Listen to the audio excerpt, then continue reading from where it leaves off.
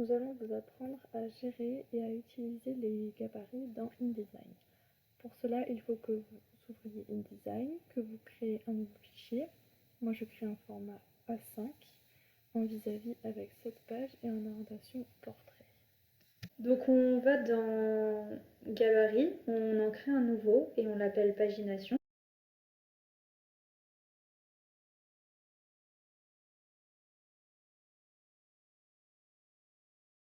Enfin, on sélectionne l'outil texte, on fait une zone de texte et on clique dedans.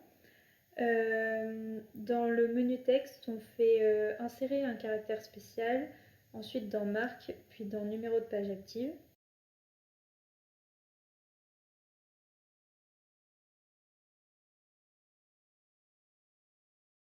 On peut aussi modifier la typo, etc. Ensuite, on va dans le menu paragraphe et on centre le texte.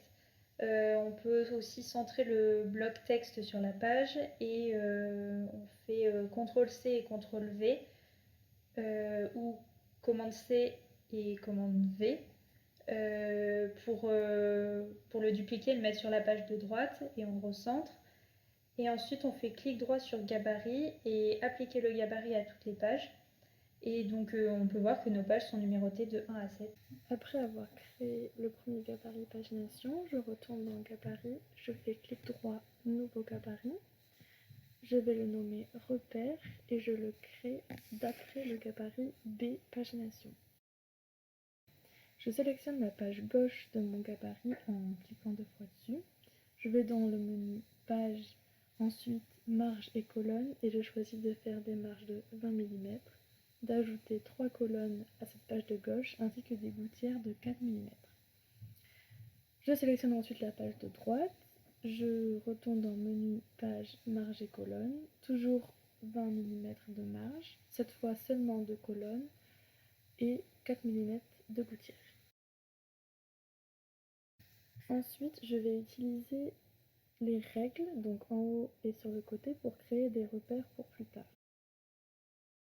J'en prends une que je mets à 35 mm, une deuxième à 75 et une troisième à 135.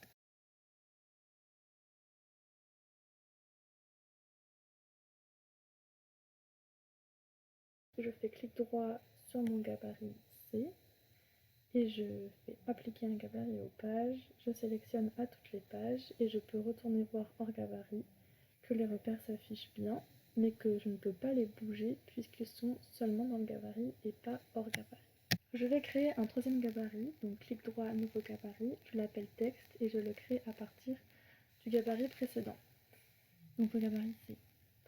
Ensuite, je sélectionne mon outil texte, je vais faire 3 zones de texte, là où je le souhaite en fonction de mes repères.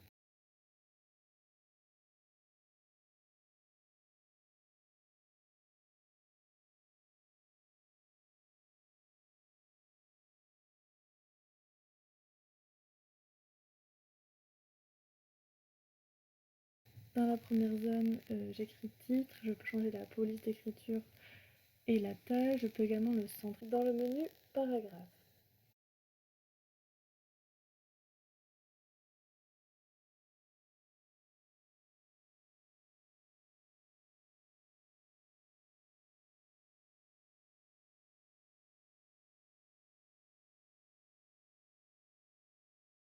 je peux changer la police d'écriture, l'interlettrage. Dans le menu caractère, je mets à -50. Dans le menu paragraphe, je peux centrer mon texte et lui ajouter un arrière-plan d'une couleur. Je vais également changer la couleur du texte et mettre en bleu.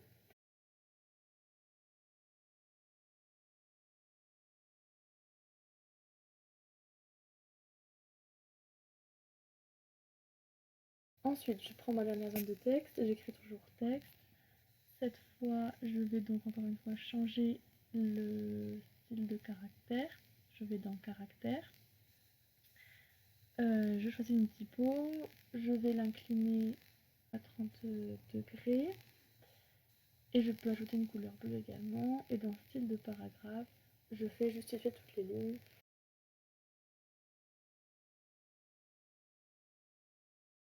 Après cela, je fais clic droit sur mon gabarit texte, je fais ajouter un gabarit aux pages, je l'ajoute à toutes les pages. Je sors de mon gabarit. Pour changer le texte de vos zones de texte hors gabarit, il vous suffit de faire CTRL-SHIFT et de cliquer sur la zone de texte que vous souhaitez changer. Donc j'ajoute, je fais des modifications, je modifie comme je le souhaite.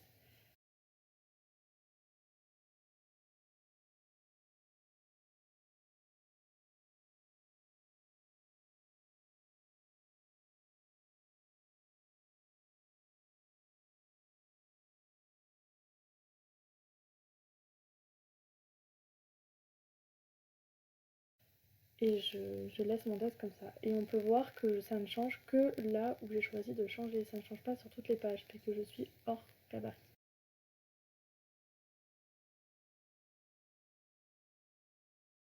Donc on retourne dans gabarit, on en crée un nouveau et on le nomme forme à partir du dernier gabarit.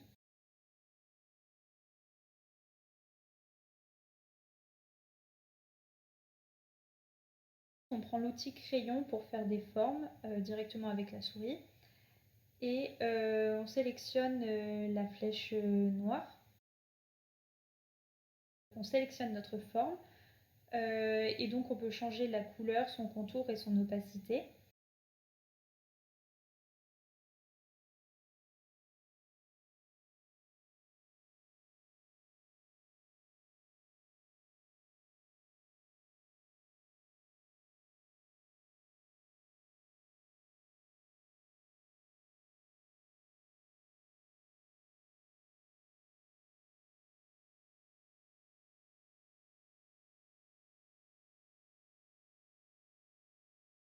Et ensuite on fait appliquer gabarit aux pages et à toutes les pages.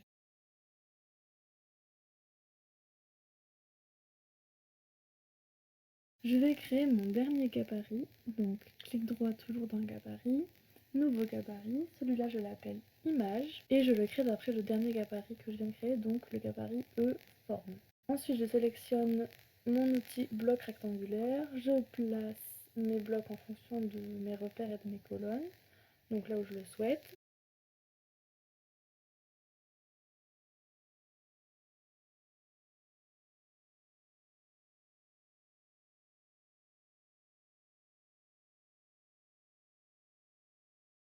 Ensuite, je fais appliquer ce gabarit à toutes les pages en faisant toujours clic droit. Je sors de mon gabarit, donc toujours avec la même commande CTRL-SHIFT et cliquer sur l'objet que je souhaite modifier, faire fichier importer l'image que je souhaite et ensuite placer mon image comme je l'ai envie de la modifier. Donc pour la réduire et qu'elle reste à la bonne taille, je reste appuyée sur la touche SHIFT quand je rétrécis et quand j'agrandis mon image. Donc je place mes images là où je le souhaite en fonction de mes blocs rectangulaires.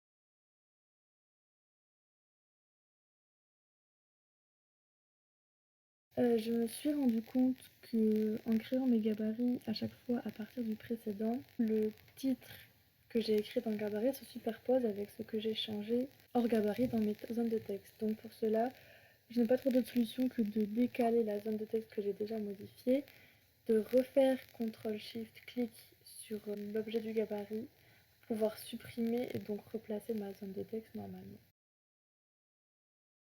Ensuite, si vous voulez voir le résultat de votre travail sans repère, sans marge, sans colonne, il suffit donc d'appuyer soit sur la touche W qui fait disparaître et réapparaître vos repères et vos marges, soit en bas à gauche de votre barre d'outils, vous avez deux petits carrés avec normal ou aperçu.